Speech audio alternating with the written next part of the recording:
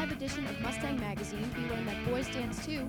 We host a senior citizen prom and we travel to Crescent Ridge to get some ice cream. These stories and more on this June edition of Mustang Magazine.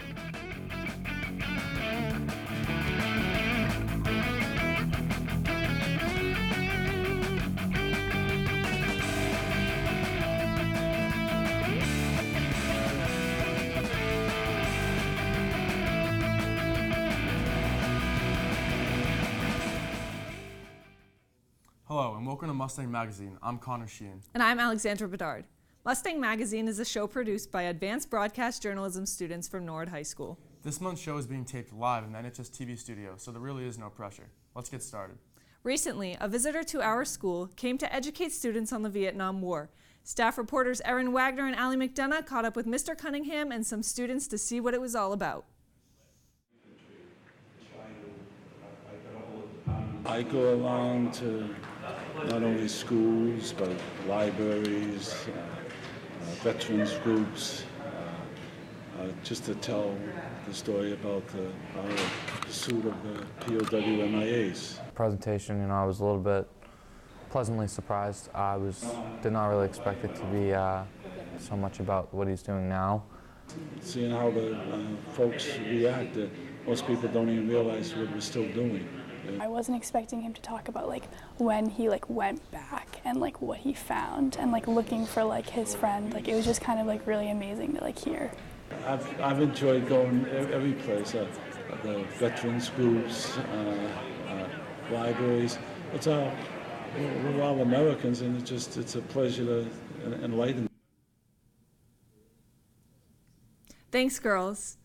It's always cool to hear people's personal experiences. In other news, the Student Council recently had one of their service Saturdays, and they all brought their dancing shoes.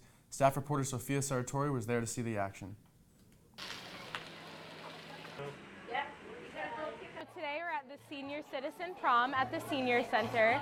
It's like a prom for the citizens, and it's just a fun way to get them out. It's like a throwback to Norwood. We're doing old music, we have old yearbooks, just kind of a fun time to get them together, dancing, stuff like that. I helped planning, I did a lot of the setup, I helped with a lot of the prom king and queen type of thing, so when we found out there was going to be a lot of seniors, we're like, how fun would it be to do a prom king and queen? It was wonderful. I came here with my girlfriend. She was very excited because it was her first prom she's ever gone. Talking with everybody, dancing, just enjoying everybody. I would like to say thank you for all the Norwood High School students who helped out. Just wonderful, wonderful job. Very enjoyable.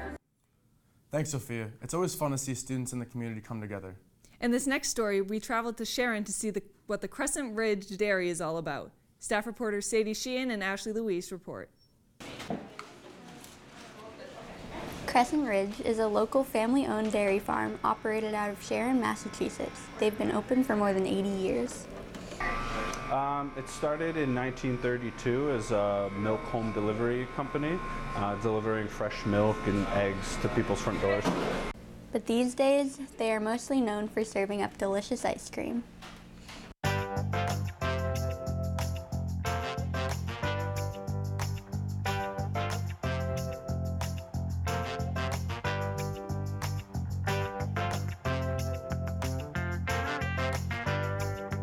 Rob McCarthy is the business development manager. He says it's his job to keep people coming into Crescent Ridge. And while most of the year can be pretty tame, things really pick up in summer. We do have our crazy days when we got lines in the parking lot all the way out to the road, but overall everyone's pretty chill and happy to be here. Crescent Ridge sits on 44 acres of land that allows the company to branch out and sell a variety of grocery products. But McCarthy says running a business that is centered around selling dairy isn't necessarily easy in 2019. One big challenge is people moving away from dairy and going to non-dairy alternatives, and just trying to compete with that. But McCarthy says it's always easy to come to work each day because he's so passionate about the product. I love it. I get to come and work on a farm every day. I'm doing things that I really enjoy doing, and I get to help, provide 44 acres of untouched farmland to the community. So if you're craving some cold and creamy goodness, come on out to Crescent Ridge in Sharon. Check their website for summer hours. Reporting for Mustang Magazine, I'm Sadie Sheehan. Thanks, girls. Now I really want ice cream. Me too. Next up, we caught up with a middle school student at the Coakley who helps around the school. Freshman staff reporters Elizabeth Hinkson and Cami Ritchie bring us The Helper. Anna Hinkson is an 8th grade student at Coakley Middle School. It's her job to sort and deliver mail, do dishes, and fold laundry each morning for the school. Hinkson's teacher, Lisa Fenton, says these jobs fit Anna's personality. Anna is very outgoing, loves to talk to people. Everything about Anna is unique, and she's very social. Hinkson was diagnosed with an autism spectrum disorder when she was just a toddler. At 14 years old, she's now working on her social communication and how to interact with others. Principal Dr. Margot Frazic says the jobs around school are a meaningful way for her to build those skills. Delivering mail is actually really important, and so not only does it help her in terms of letters and alphabet and sorting pieces, but it takes some tasks off of my secretaries. And while Hinkson's days can often be filled with challenges, she says the jobs she does are important to her. What's your favorite thing to do? Your favorite job or anything?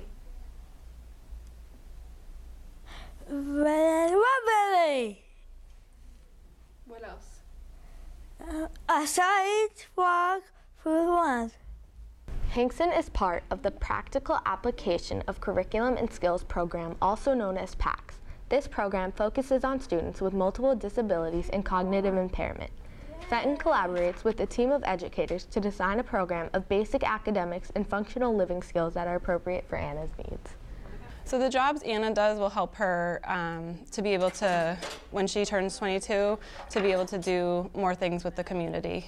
So the jobs that she has in the office, in the classroom, and throughout the school kind of just give her skills that she'll need when she gets older in life. Principal Frazic adds that treating PAC students more as equals is also a major key to success, and she hopes to see more integration and inclusion in the years to come. So we've really worked this year with Ms. Fenton to increase their opportunities. My hope is that someday we'll have them in homerooms as well. And eventually, I'd like to see them included in as many classes as possible. And we're pretty sure being included in more activities around the school would be okay with Anna. Reporting for Mustang Magazine. Bye! I'm Cami Ritchie. Thanks, girls. Recently, the Norwood Recreation hired a new member to the staff. Freshman staff reporters George Tolman and Miles Kidd bring us Leading the Rec. Norwood Superintendent of Recreation Travis Farley says there's a lot going on in the rec department these days. Right now, they're in the middle of resurfacing the Savage Center courts. We're going to be putting basketball courts in there. We're going to be adding 3 pickleball courts as well. So it should be fun. Farley's job as superintendent means he and his team balance a lot of different responsibilities. First of all, we manage the Civic Center, which is a 25,000 square foot community center. We are the stewards of the 28 ball fields in town, so all the ball fields, soccer, baseball, lacrosse. We manage a staff of about 30 to 40 during the school year. That includes instructors, rec leaders. And then when school lets out in June, he says things really get going. We have a very big staff in the summer. Our staff actually balloons up to about 140 with pool maintenance, lifeguards, counselors, and then we have a full-time staff of about 6 people. Farley says the Norwood Rec Department operates on a budget of about $1.3 million. Recently, some money was spent on upgrading the Civic Center. We've put up a wall divider in the gymnasium to increase programming in the gymnasium. We put up a couple of wall mats in the gym. We've added new equipment in the weight room. So we've done a few projects internally in the Civic. And working on projects that benefit the community is why Farley says he loves his job so much. So working with people is definitely something I really enjoy. And it's not like a 9-to-5 Monday through Friday job, so you get to see a lot of people. You get to be up and about. Not one day is the same, so it's a lot of fun. Farley and the rec department are getting ready for the summer, so be sure to check out some of the new facilities and projects they've been working on. Reporting for Mustang Magazine, I'm Miles Kidd. Thanks, guys. I can't wait to go to the Savage and play basketball. Now it's time for some more sports. In this next story, we caught up with John Fleming and his volleyball team. Freshman staff reporters Kimmy Hanoyan and Bella Lorette bring us the story. There's no beach in the town of Norwood, and that was a problem for local business owner John Fleming. And I fell in love with beach volleyball when I was younger, so I wanted to open a facility that I could play all year round. Obviously, we're in New England, it's cold, there's snowing. The Joust indoor beach volleyball facility opened in Norwood 2 years ago. Fleming credits his kids for the motivation. I have 5 children, and 4 of them are into volleyball. So I really wanted a place where they could play at an early age. So that's why I did it in Norwood.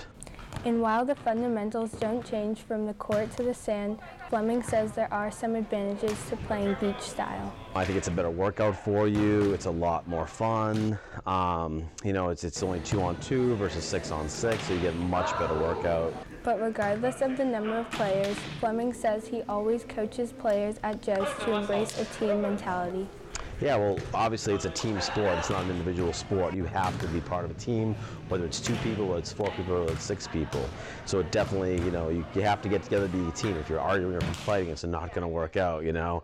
Fleming says he's watched a lot of high school volleyball over the years since his son Jake and his daughter Emma were both standout players at NHS.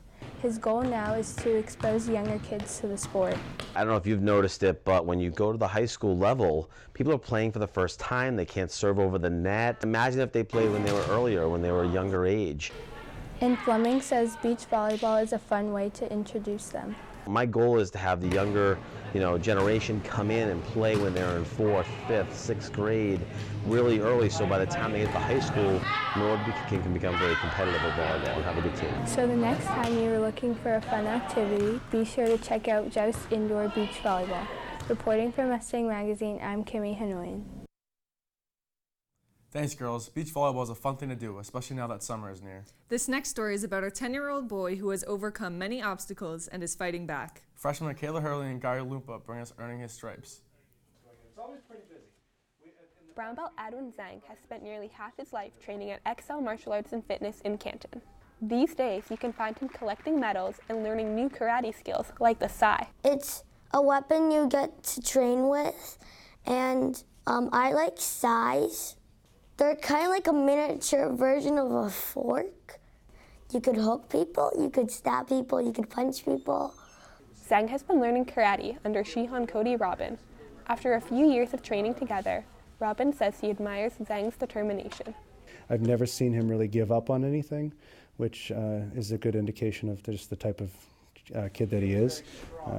Yeah, he's always putting everything he has into everything. And as his karate accomplishments continue to pile up, Zhang says something wasn't right with him physically and he was having trouble with his vision. There was something inside my brain that caused my right eye to have lesser vision, and then my left eye had better vision, so they had to try to take it out. Zhang had surgery to remove the cancerous brain tumor in early 2018. That meant being in the hospital and not training for his favorite sport. I had to stay for a couple of weeks because sometimes I got a little sick there. I couldn't go back to karate for a long time. Now with his medical issues under control, Zhang's got his brown belt and says he's looking to increase his level and add more stripes. In karate, it's like you keep training, and then eventually you have enough, you're there, and then you get your stripe. Shihan Cody Robin says he's amazed by what Zhang's been able to accomplish since his surgery. He's a fighter in that way. More important than putting on gloves and battling other children, he's been able to fight, dealing with cancer and having something in his head. He's willing to fight the whole way. Zhang has a few more stripes to go until he earns his black belt. And while he still has a few hurdles to clear medically, anyone who knows him will tell you he's likely to achieve any goal he puts his mind to. So watch out, there's a new karate kid in town. Yeah. Reporting for Mustang Magazine, I'm Michaela Hurley. Thanks, girls. Edwin has such a positive attitude. Next up, we caught up with a very important figure here at NHS and all around Norwood. Freshman staff reporters Dory Theos and Marin Jimbanko bring us What's GSU Up To? When NHS alumni George Stephen Yusevich was principal at Norwood High School, he says students would associate him with one thing. Students loved those Corvettes that I had. I think that influenced my ability to be a principal as much as my education did. Known to many as simply GSU, He spent 50 years as an educator in Norwood. If I had to do it all over again, I'd pick teaching, but I would want Norwood. I love this community. Teacher Rebecca Newman was a student at NHS when Yusevich was in charge. He hired her to teach social studies in 2012. She says it was an amazing send-off when he retired after 2.5 decades as principal. But everyone went into the gymnasium and kind of spelled out on the floor was GSU, and then when they had him walk in, he was above on the walking track, and everyone sang the school song to him, and it was definitely very emotional. But now that he's been retired for a few years, Yusevich said he's got his lawn looking tidy and he's living the life, trying new hobbies. I started to take up cooking. My wife is kind of prodding me into that, and I cook different dinners. And with his new skills in the kitchen, he says he's been serving up some tasty meals for him and the missus. I go out and I do the shopping, and I cook different dinners. Love fish, love to cook fish dishes, and some new creations too, looking through some different things I see in magazines and in cookbooks. So, and she's pretty happy with it too, I think. When he's not cooking up a new dish, Yusevich says he just loves being free to do whatever he wants to do, whenever he wants to do it. And I said to someone that if you get bored in retirement, it's your own fault, because there's so much out there that you can do. My wife and I have done some traveling. We've been to Florida, we've been to Bermuda. And while Yusevich seems to be enjoying retirement, there are some things he says he misses from working with the students and teachers at NHS. I loved interacting with them. I miss the staff, and I can honestly say that every day was a joy to come to Norwood High School. I think the greatest moments I had during that time, I used to sit in the lobby greeting the kids in the morning on a stool that I had made for me. And even though he's not the principal anymore, he's still considered part of the NHS family. I was so happy for the time that I got to have him as my principal. Norwood has been my life. Born and brought up in this community. I was a student at the Callahan School, went through the junior high school, graduated from the high school. Yusevich says he currently has no plans to move, adding he wouldn't think of any other place to live. And if we're all lucky, we'll be seeing that black vet cruising around the town for many more years to come. Reporting from Mustang Magazine, I'm Dory Theos. Thanks, girls. It's awesome to see the former principal is still in Norwood. For our final story, we introduce you to a boy who wants to get rid of a stereotype. Caroline Campbell and Hannah Islam bring us Boys Dance 2. K&M Dance Studio has been training dancers in the Norwood area for more than a decade. 13-year-old Justin Riley says he works hard to break down a common stereotype. That it's a woman's sport, obviously, because it's not, and anyone can do it. And with support from the studio, Riley says being one of the only male dancers isn't a big deal. I'm fortunate because, I don't really get that many, people, being mean or anything to me. So, that's really good. A lot of people at school, support it and stuff. And Riley's teammates say it's really not that strange having a boy around. It's normal now because we've been dancing with each other for so long. Our team has been together for about maybe 5 or 6 years, and we've danced with Justin for 5 years. We're kind of all a family. We're siblings, and we fight like we're siblings and act like we're siblings. Riley is on a team with 8 other dancers as part of the Intensive B team. He says dancing is just a part of who he is. When I was really little, I used to dance around the house. So, and then my mom was you should try it. So I tried it, and it was really fun. On most days after school, you can find Justin and his team at the studio training and practicing their routines. We give up a lot of our free time to be here and to do what we love to do. So it takes a lot of commitment to be a dancer. So I have tap for an hour. I have ballet for an hour and a half. And then on Tuesdays, I have jazz for an hour and 15. Justin says it's only natural to grow close bonds with his teammates because they spend so much time together, even when they're not dancing. We make up dances a lot. When we have breaks, we like to go and sometimes go to Dunkin' Donuts and just hang there. And while Justin says he mostly doesn't even notice being the only boy, he will admit that there are some differences. Sometimes I have solo rehearsals along with other rehearsals for group dances. I have to, so during competitions, I have to be in like separate dressing rooms, obviously. And in a lot of my group dances, they like choreograph a different part for me, so it's not as feminine. Justin says there are recreational classes as well as a competitive team for high school students, and hip-hop classes open to students of all age. If you're interested in joining, visit knmstudio.com for more information.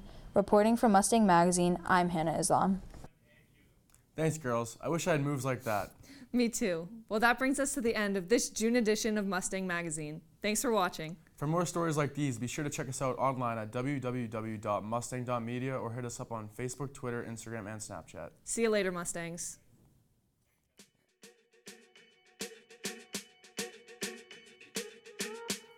I'm at a party I don't wanna be at, and I don't ever wear a suit and tie yet.